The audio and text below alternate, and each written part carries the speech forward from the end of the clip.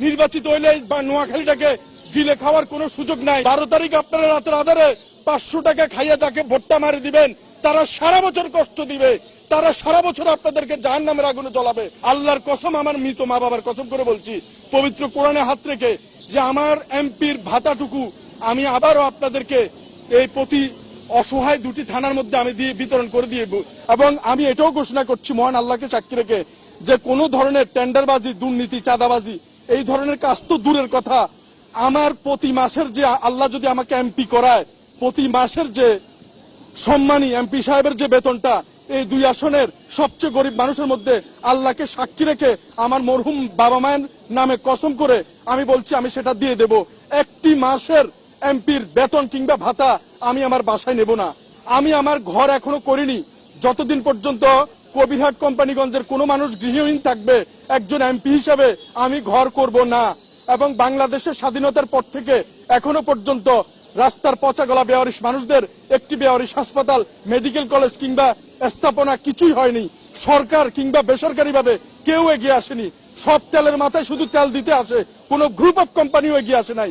এই নোয়াখালীতে কথা দিয়ে যাচ্ছি, সংসদ থেকে পদত্যাগ করে চলে আসব, আর না হলে এই বাংলার মাটিতে বেওয়ারিশদের জন্য, সারা বাংলাদেশের বেওয়ারিশ মানুষদের জন্য একটি বেওয়ারিশ মেডিকেল কলেজ স্থাপন করে ছাড়বো ইনশাআল্লাহ। আপনারা শুধু একটু দোয়া করুন, পাশে থাকুন।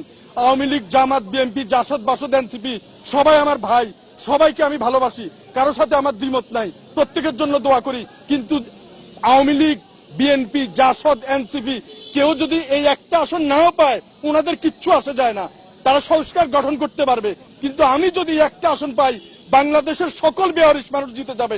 বাংলাদেশের সকল রিক্সাওয়ালা, ভ্যানগাড়িওয়ালা, ঠেলাগাড়িওয়ালা তাদের একজন প্রতিনিধি, সকল প্রবাসী ভাই আপনাদের মনের কথা বলার জন্য একটা মানুষ অন্তত এই মহান সংসদে দাঁড়িয়ে কথা বলতে পারবে। এবং আমি কথা দিয়ে যাচ্ছি, আমার কোনো অন্যায় আচরণের জন্য আমার বাবা মা সহ আমাকে নিয়ে আপনারা গালি দিতে পারবেন, কিন্তু কোন সংসদ সদস্য তো দূরের কথা, এমপিতে দাঁড়াইছে এরকম হ্যাবিয়ট কোন প্রার্থীর নামে যদি এখন নির্বাচনের আগে আপনি একটা কথা বলেন, আপনার মুখ ভোতা করে দেওয়ার মতো অনেক লোক আশপাশে ঘুরতেছে। তাই আমি জীবন দিতে আসছি। এই শওকত মাত্র 1000 ভোট পেলেই যথেষ্ট, আর দরকার নাই। ভাববো আমাকে মানুষ ভালোবাসে, আমার এত ভোটের দরকার নাই। যদি 1000 ভোটও দেন আমি খুশি মনে চলে যাব।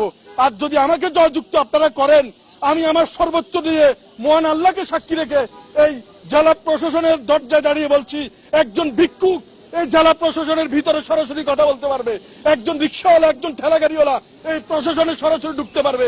এখানে ভয় কেউ আসতে চায় না। আমি আমার জীবন দিয়ে হলেও আমি ওয়াদাবদ্ধ, এই আল্লাহকে সাক্ষী রেখে আমার মৃত মা বাবার নামে কসম করছি, যদি আমাকে আপনারা জয়যুক্ত করার চেষ্টা করেন, আমি আমার জীবন দিয়ে আমি আমার এই সম্পূর্ণ অর্জনটুকু আপনাদেরকে আমি বুঝিয়ে দিতে চাই।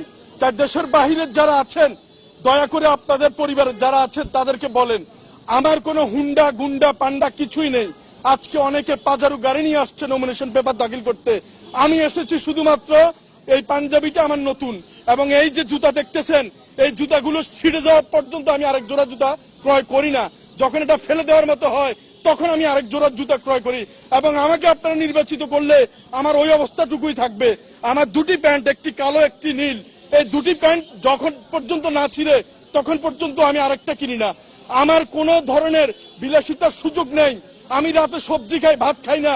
নির্বাচিত হইলে বা নোয়াখালীটাকে গিলে খাওয়ার কোনো সুযোগ নাই।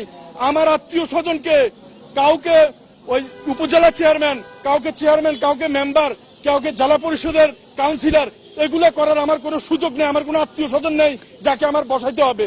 আপনারা দয়া করে এই কাজগুলো করবেন না, কারণ এখনো অনেক সময় হাতে আছে।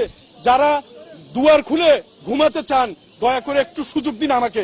আমি কথা দিয়ে যাচ্ছি, আপনারা দরজা খুলে ঘুমাতে পারবেন। কোনো দলীয় নেতা কর্মী চাঁদাবাজ আপনাদের কাছে যাবে না। আর মাত্র অল্প কয়টা দিন আছে। 12 তারিখ আপনারা রাতের আধারে 500 টাকা খাইয়া যাকে ভোটটা মারি দিবেন তারা সারা বছর কষ্ট দিবে, তারা সারা বছর আপনাদেরকে জাহান্নামের আগুনে জ্বলাবে।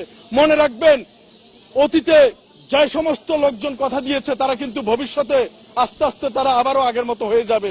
কারণ আগে অনেকে আমরা দেখেছি আওয়ামী লীগ, বিএনপি, জামাত, জাসদ, বাসদ যারা ডিম চুরি করতো তারা মুরগি চুরির আশা বসে আছে।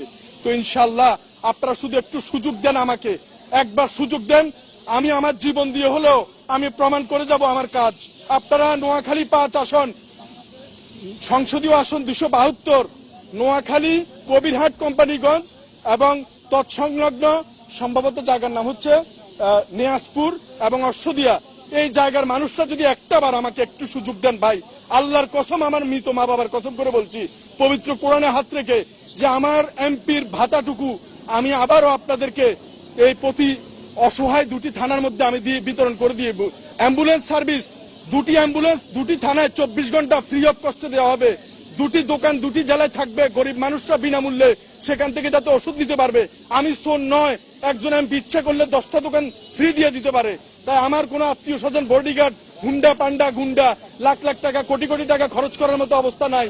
তাই দয়া করে যদি রাস্তার মানুষগুলোকে জিতাতে চান, বেওয়ারিশ মানুষগুলোকে জিতাতে চান, তাহলে আপনারা আমার প্রতি এই আস্থাটুকু রাখবেন। এই মনোনয়ন আজকে দাখিল করেছি, মাননীয় ডিসি মহোদয় সেটা গ্রহণ করেছে। আমার প্রতীক হচ্ছে কলম। 12 তারিখ আপনারা একটা কলমে ভোট দেওয়ার জন্য সবাইকে অনুরোধ করবেন। দোয়া চাই। আসসালামু আলাইকুম।